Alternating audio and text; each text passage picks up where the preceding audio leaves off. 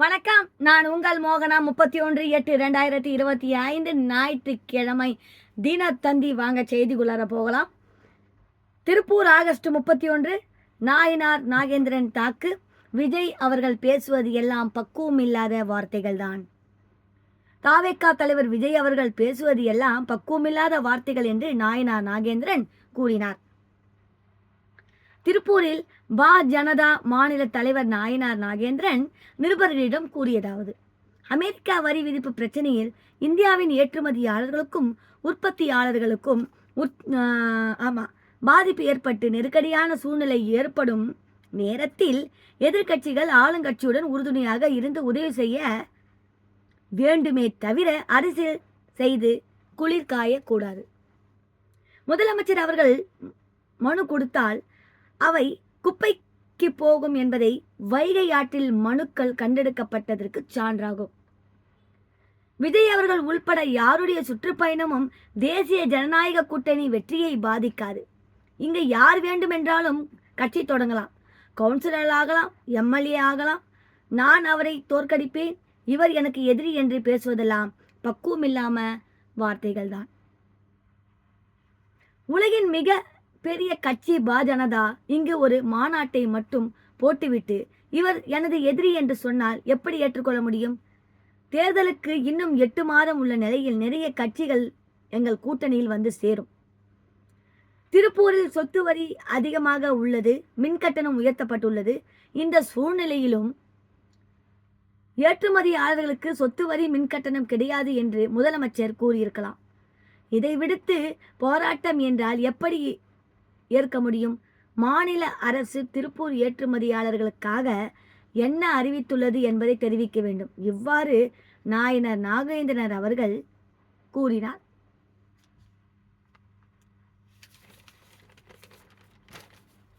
அடுத்தது பாருங்க, இங்க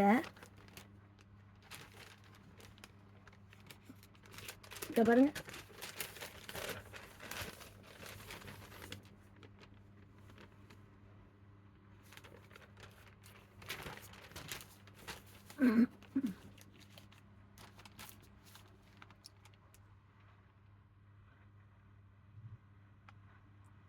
எடப்பாடி பழனிசாமி வெளியிட்ட ஸ்டிக்கரில் சென்னை ராயப்பேட்டையில் உள்ள அதிமுக தலைமை அலுவலகத்தில் இளைஞர்கள், இளம்பெண்கள், பாசறை நீர்வாகிகள் ஆலோசனை கூட்டம் நேற்று நடைபெற்றது.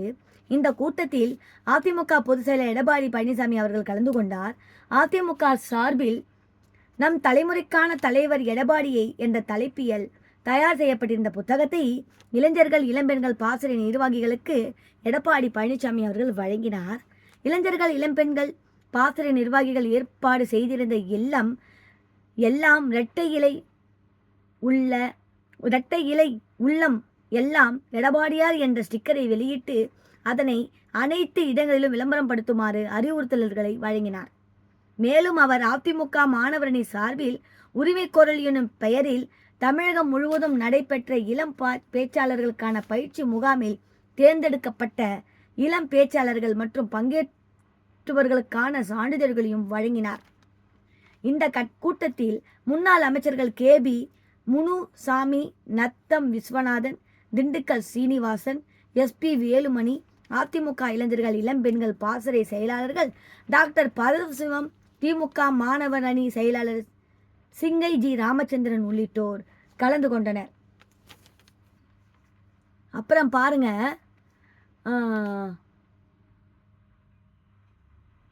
ஆமா, திமுக கூட்டணி உடைவதும் உறுதி என்றும் அதிமுக அணியில் புதிய கட்சிகள் சரியான நேரத்தில் வந்து சேரும் என்றும் எடப்பாடி பழனிசாமி அவர்கள் பேசினார்.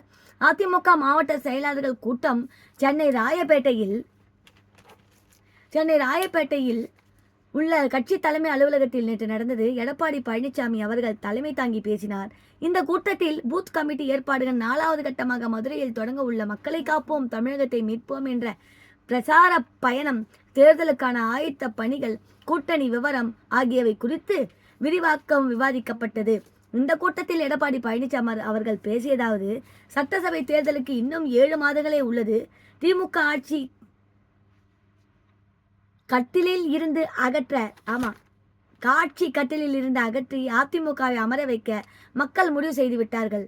அதனால் தான் மக்களை காப்போம், தமிழகத்தை மீட்போம் என்ற எனது பிரச்சார பயணம் எழுச்சியோடு மக்கள் ஆதரவோடு வெற்றிகரமாக நடந்து கொண்டு இருக்கிறது.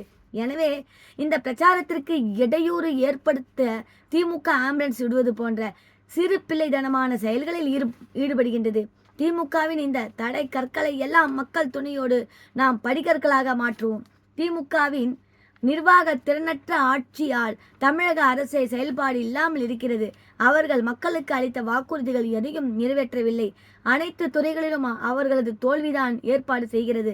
மக்களும் விரக்தியில் இருக்கிறார்கள். ஆனால் திமுக தமிழகம் வளர்ச்சி அடைந்திருக்கிறது என்று பொய்யான பிரச்சாரத்தை மேற்கொண்டு வருகிறது.